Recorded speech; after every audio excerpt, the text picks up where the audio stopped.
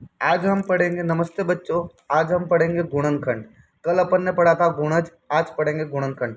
गुणनखंड होता क्या है? तो गुणनखंड अपने पास कोई भी संख्या लिखी हुई होती है। कोई भी संख्या मान लो कि 16, 16 के गुणनखंड ज्ञात कीजिए। किसके गुणनखंड ज्ञात करने अपन को? 16 के गुणनखंड ज्ञात करने। 16 के गुणनखंड ज्ञात करने के लिए अपन क्या करते हैं कि 16 के गुणनखंड मतलब कि खंड का मतलब छोटे छोटे टुकड़े, और गुणन का मतलब उसका कौन सी टेबल के साथ गुणा होता है। तो 16 के गुणन, एक के पहाड़े में 16 कितनी बार आते हैं? 16 बार। दो के पहाड़े में 16 आते हैं क्या? ज़रूर आते हैं, 8 बार। तीन के पहाड़े में 16 नहीं आते। चार के पहाड़े में 16 कितनी बार आते हैं? 4 बार। अब ये दो संख्या सेम टू सेम होगी। 4 के पहाड़े में 4, तो अपन को 5, 6, 7 का पहाड़ा न देखते हुए सीधा किसका पहाड़ा देखना पड़ेगा? 8 के पहाड़े में कितनी बार आ जाएंगे? 2 बार। फिर 9, 10, 11, 12, 13, 14 और 15 का न देखते हुए सीधा किसका देख लेंगे? 16 के पहाड़े में 16 कितनी बार आ जाएंगे? 1 बार। तो अपने पास 16 के गुणनखंड क्या क्या प्राप्त हुए? तो यहाँ पे लिख दूंगा 16 के गुणनखंड, मतलब कि अपन ने 16 के जो टुकड़े किए वो कौन कौन से प्राप्त हुए। तो अपने पास 1, 2, 4, 8 और 16 प्राप्त हुए।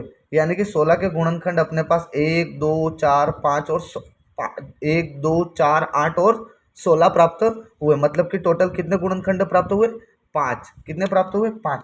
उसी प्रकार यदि अपन को दो संख्या पूछ ले, दो संख्या मतलब कि एक मान लो 6 व दूसरी मान लो 8 के सार्व या उभयनिष्ठ गुणनखंड।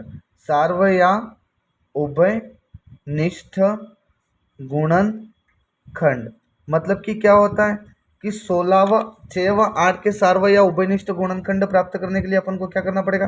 पहले 6 के गुणनखंड प्राप्त करने पड़ेंगे। तो 6 के गुणनखंड, 6 के गुणनखंड कौन कौन से होते हैं? एक के पहाड़े में 6 कितनी बार आते हैं? 6 बार। दो के पहाड़े में 6 3 बार। तीन के पहाड़े में 6 2 बार। चार के पहाड़े में 6 आते हैं क्या? नहीं। 5 के पहाड़े में 6 नहीं। 6 के पहाड़े में 6 1 बार आते हैं। तो 6 के गुणनखंड कौन से प्राप्त हुए अपन को? 1, 2, 3 व 6 प्राप्त हुए। उसी प्रकार अपन को किसके गुणनखंड प्राप्त करेंगे?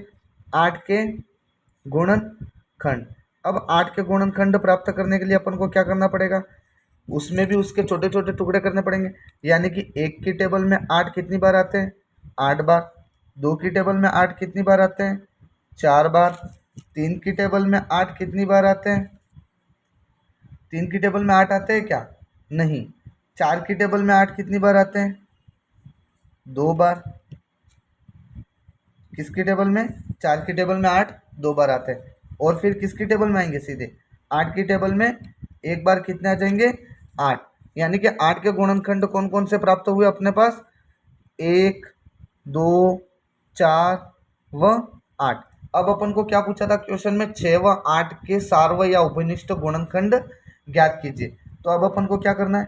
6 व 8 के सार्व या उभयनिष्ठ गुणनखंड। अब कौन कौन से हैं सेम टू सेम वो संख्याएं लिखनी है अपन को। एक ऊपर भी है 6 में, एक नीचे भी है 8 में। तो पहला गुणनखंड कौन सा प्राप्त हो गया दोनों में अपने पास? 1। दूसरा कौन सा अपने पास? 2 दोनों में है तो 2। 3 है क्या? 3 ऊपर है नीचे नहीं है। 4 नीचे है ऊपर नहीं है। 6 ऊपर है नीचे नहीं। 8। तो 6 व 8 के सार्व उभयनिष्ठ गुणनखंड अपने पास कौन से प्राप्त हुए? 1 तथा 2 क्या हो गए? प्राप्त हो गए।